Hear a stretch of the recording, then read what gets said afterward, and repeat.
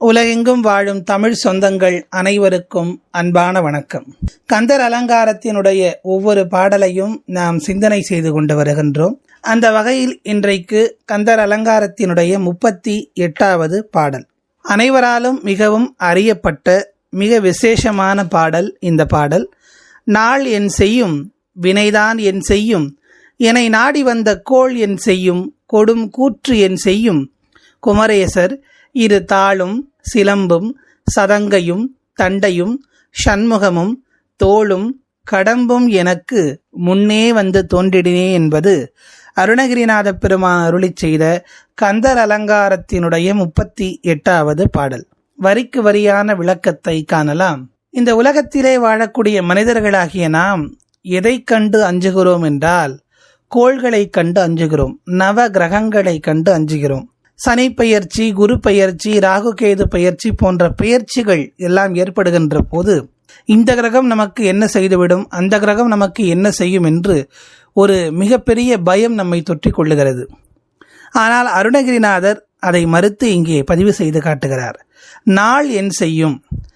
நாள் என் செய்யும் என்றால், இந்த நாள் எனக்கு சந்திராஷ்டமம் உள்ளது, இந்த நாள் எனக்கு சரியில்லை என்றெல்லாம் சொல்வார்கள். அப்படிப்பட்ட நாள் என்னை என்ன செய்துவிட முடியும்? அடுத்து, வினைதான் என் செய்யும். என்னுடைய கர்ம வினைகள் இருக்கிறதே, கர்ம வினைகளின் பயனால் தான் இந்த பிறப்பு கொடுக்கப்பட்டு நான் இப்போது பல துன்பங்களை அனுபவித்துக் கொண்டிருக்கிறேன். அப்படிப்பட்ட அந்த வினைகள் என்னை என்ன செய்துவிட முடியும் என்று கேட்கிறார். அடுத்து, என்னை நாடி வந்த கோள் என் செய்யும். இப்படி ஒவ்வொரு கிரகங்களும் பயிற்சியாகிற போது என்னுடைய இடத்திலே என்னுடைய ராசிக்கு தேடி வருகிறது. அப்படி வரக்கூடிய அந்த கோள்கள் என்னை என்ன செய்துவிட முடியும்?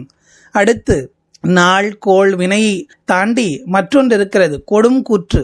சிலர் வயிற்றெரிச்சல் காரணமாக நம்மை பழிப்பது உண்டு, சபிப்பது உண்டு. நீ நல்லாவே இருக்க மாட்ட அப்படின்னு சொல்லி நம்மை ஏளனம் பேசுவதெல்லாம் உண்டு. அப்படிப்பட்ட கொடும் கூற்று, அந்த கொடும் கூற்று என்னை என்ன செய்துவிட முடியும்? இவையெல்லாம் என்ன செய்துவிட முடியும் என்று கேட்கிறார் அருணகிரிநாதர். எப்போது? குமரேசர் இரு தாளும் சிலம்பும் சதங்கையும் தண்டையும் சண்முகமும் தோளும் கடம்பும் எனக்கு முன்னே வந்து தோன்றினே. நான் முருகப்பெருமானை என்னுடைய மனக்கண்ணில் எப்போதும் நினைத்து கொண்டே இருக்கிறேன். சதா சர்வகாலமும் முருகா முருகா என்று உருகிக் கொண்டிருக்கிறேன். அப்படி கண்ணை மூடிய உடனேயே எனக்கு என் முன் வந்து நிற்பது என்ன, தோன்றுவது என்ன என்றால், முருகப்பெருமானுடைய அந்த அழகான ரூபம். அதைத்தான் நமக்கு காட்டுகின்றார்.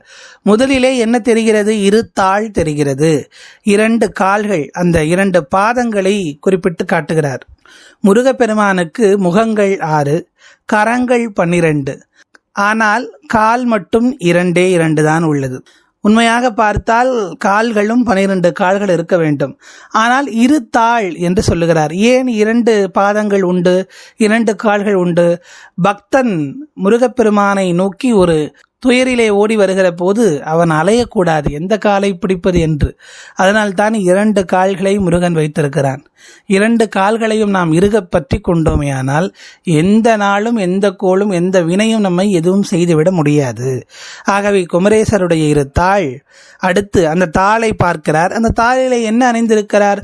சிலம்பு அணிந்திருக்கிறார், தண்டை அணிந்திருக்கிறார், சதங்கை என்று சொல்லக்கூடிய அந்த மணிகளால் ஆன அணிகலன்களை எல்லாம் அணிந்திருக்கிறார். இவையெல்லாம் எனக்கு தெரிகிறது.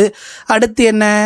தோள் தெரிகிறது, கடம்ப மலர் மாலை அணிந்திருக்கிறார், அந்த கடம்ப மலர் மாலை தெரிகிறது, சண்முகம் 6 திருமுகங்கள் தெரிகிறது. இப்படி முருகன் என் கண்முன்னே வந்து நிற்கின்ற போது இவையெல்லாம் என்னை காக்கும் அரணாக இருக்கிறது. இப்படி முருகனே எனக்கு அரணாக இருக்கிற போது, முருகனே எனக்கு காவலாக இருக்கிற போது, கவசமாக இருக்கிற போது, எந்த நாளும் எந்த கோளும் எந்த கூற்றும் எந்த வினையும் என்னை எதுவும் செய்துவிட முடியாது. முருக பக்தர்களை இவை எதுவும் செய்துவிட இயலாது என்பதை அருணகிரிநாத பெருமான் இங்கே அறுதியிட்டு உறுதியாக நமக்கு பதிவு செய்து காட்டுகிறார்.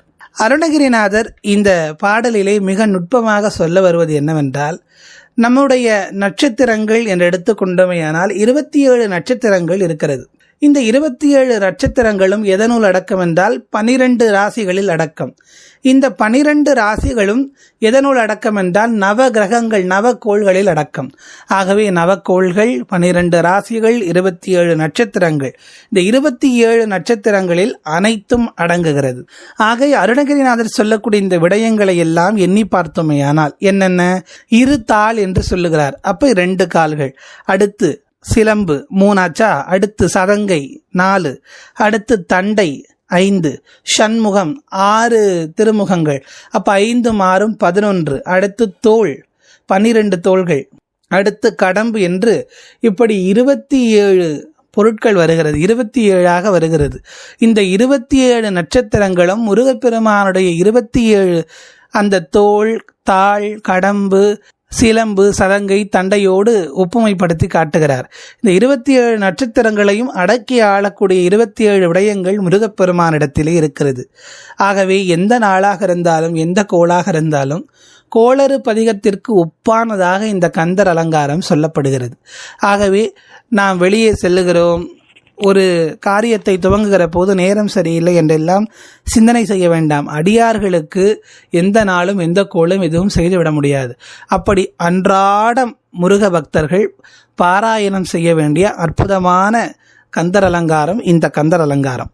இந்த கந்தர் அலங்காரத்தை எவர் ஒருவர் நாள்தோறும் முருகப்பெருமானிடத்திலே உள்ளமுருகி கண்ணீர் பெருகி பாராயணம் செய்கிறார்களோ அவர்களுக்கு முருகன் கண்முன் வந்து நிற்பான். இந்த நாளும் கோளும் வினையும் கொடுங்கூற்றும் எதுவும் செய்துவிட முடியாது. முருகப்பெருமான் அரணாக இருந்து நம்மை காப்பார். ஆகவே அதனுடைய இந்த பாடலை அன்றாடம் பாராயணம் செய்து முருகனுடைய முழு அருளை பெற ஆயத்தமாவோம். மீண்டும் அடுத்த கந்தர் அலங்கார பாடலில் சந்திப்போம். நன்றி, வணக்கம்.